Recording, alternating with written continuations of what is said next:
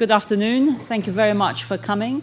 The Secretary General will start with a short introduction, and then we'll be happy to take your questions as usual. Secretary General. Thank you. Good afternoon. It is 2 months since I last met you all, and it has been a busy time for our main operations. In Libya, our operation to protect civilians has moved significantly closer to success, but we are not there yet. In Afghanistan, transition has begun. Afghan forces are now providing lead security for 1/4 of the Afghan population. That's a very good start. And I expect the next stage to be announced in the coming month. In Kosovo, our mission played a vital role in stopping a crisis escalating. NATO-led forces did what was needed, and I thank them.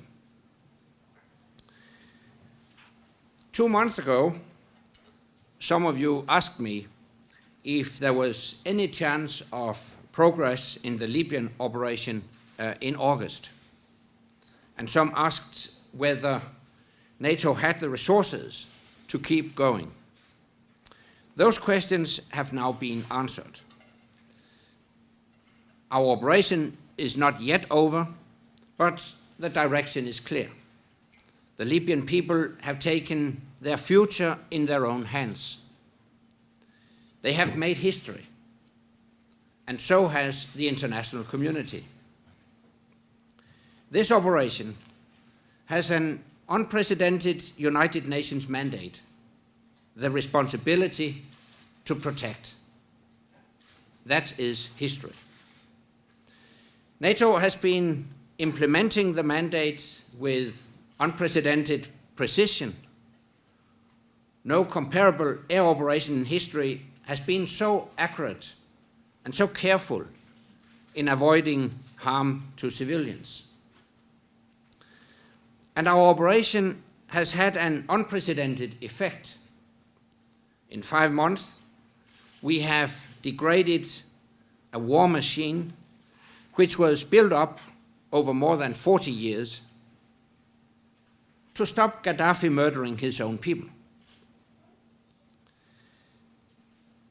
We set out to protect civilians, and we will see this through.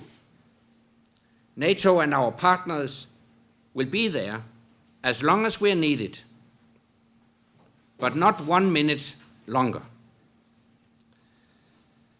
When we assess that the threat is over for good, we will conclude Operation Unified Protector. I cannot give a precise date, but I believe it will come soon. It is now for the Libyan people to shape their future. The National Transitional Council at the Paris meeting impressed us all with their plan for this future. And the United Nations reaffirmed that it will play the leading role in supporting the Libyan people.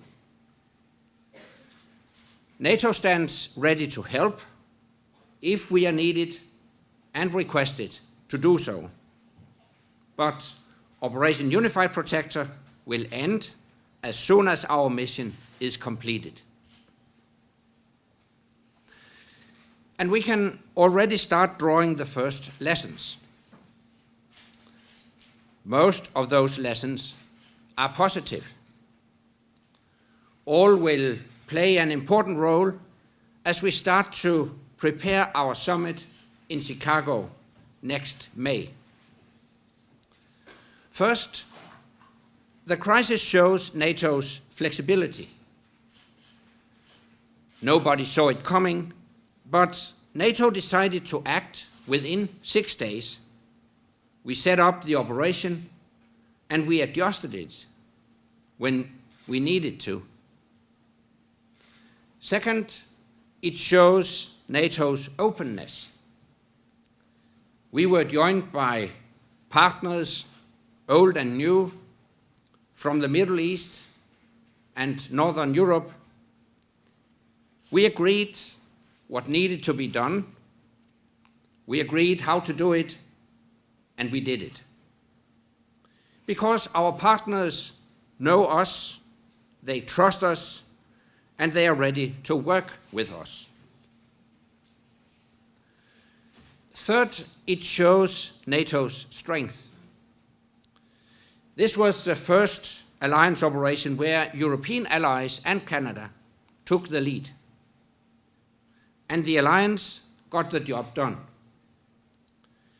European allies and Canada led the effort, but this mission could not have been done without capabilities which only the United States can offer. For example, drones, intelligence, and refueling aircraft.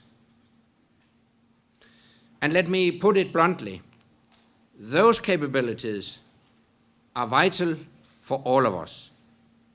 More allies should be willing to obtain them. And that is a real challenge. And we will have to find the solutions at the next NATO summit in Chicago.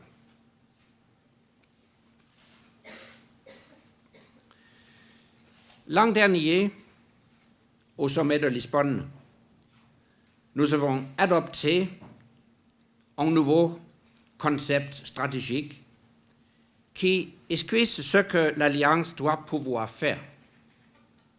À Chicago, nous devrons prendre les décisions qui nous en donneront les moyens.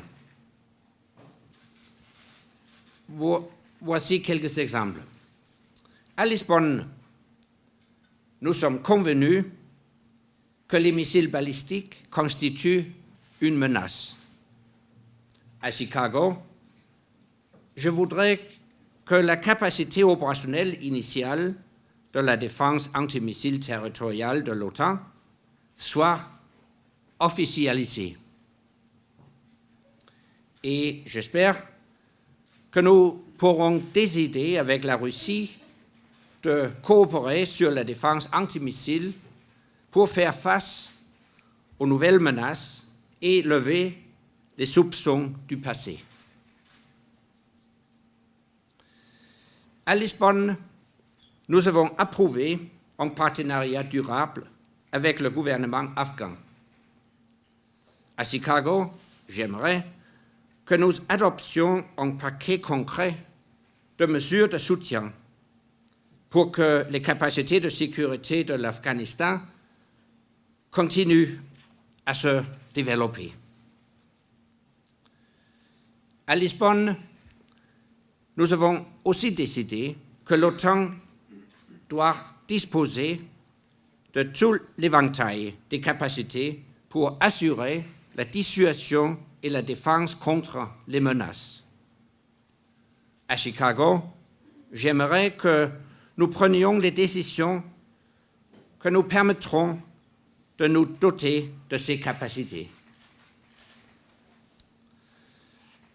Dans le contexte économique difficile que nous connaissons, peu de pays peuvent financer seuls ces capacités. Si nous ne pouvons pas dépenser plus, dépensons mieux. Nous devons définir des priorités, nous spécialiser, encourager la coopération.